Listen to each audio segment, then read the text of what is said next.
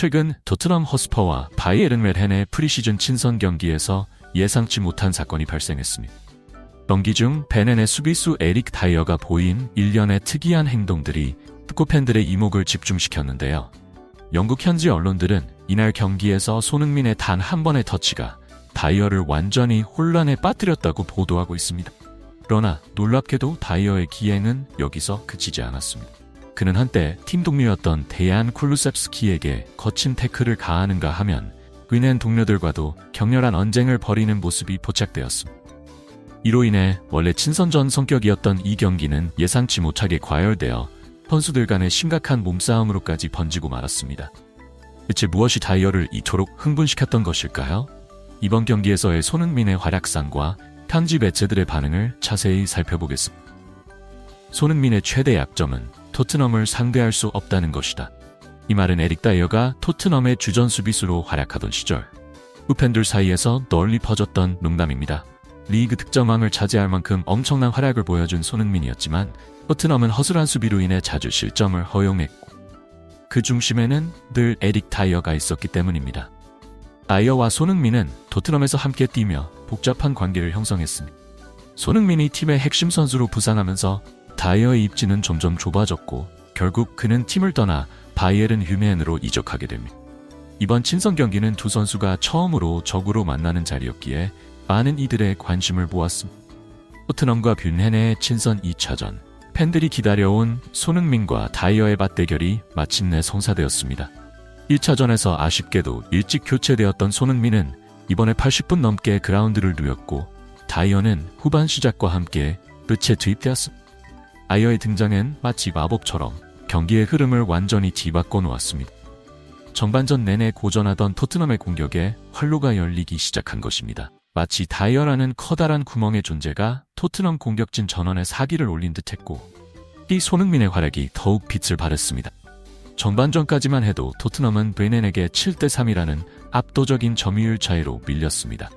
그러나 후반전에 들어서자 상황이 극적으로 바뀌어 점유율이 5대5로 팽팽한 균형을 이루기 시작했습니다. 이러한 놀라운 변화의 중심에는 단연 손흥민이 있었습니다.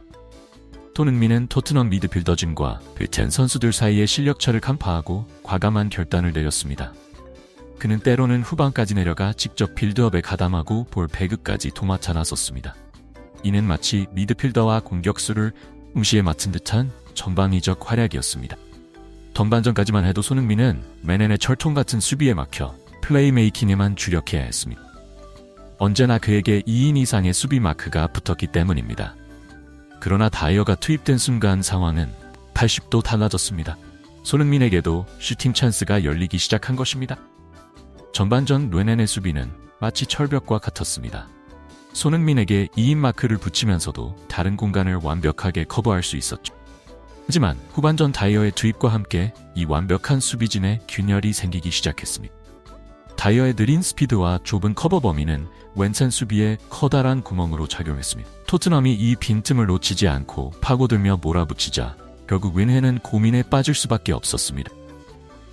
손흥민에게 계속 2인 마크를 붙일 것인가 아니면 다이어가 만든 틈을 메울 것인가 하는 딜레마에 빠진 것입니다.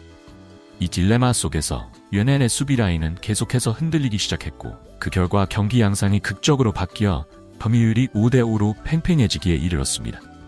다이어가 투입된 지 불과 10분도 채 지나지 않아 경기장은 순식간에 흔들렸습니다. 뮌헨의 골망이 출렁인 것입니다. 이 놀라운 순간의 시작은 이번에도 역시 손흥민의 발끝에서 시작되었습니다.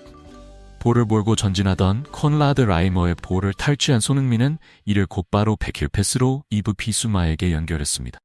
비수마는 이 황금 같은 기회를 놓치지 않고 블루셉스키에게 절묘하게 패스를 이어갔습니다. 하지만 이 극적인 순간 모든 이의 시선을 사로잡은 것은 다름 아닌 에릭 다이어였습니다. 그의 반응은 충격적이었습니다. 다이어가 뒤늦게 쿨루셉스키를 쫓아갔지만 결정적인 순간 그는 마치 동상처럼 멈춰섰습니다. 두 팔을 등 뒤로 모은 채 그저 쿨루셉스키의 슈팅을 바라보기만 했습니다. 쿨루셉스키 입장에서 이보다 더 좋은 기회는 없었습니다. 그는 마치 훈련장에서 연습하듯 편안하게 골을 성공시켰고 그 순간 뮌헨 선수들의 표정이 일그러졌습니다. 실망과 분노가 뒤섞인 복잡한 감정이 역력했습니다. 놀랍게도 이 모든 상황의 중심에 있던 다이어의 반응은 달랐습니다.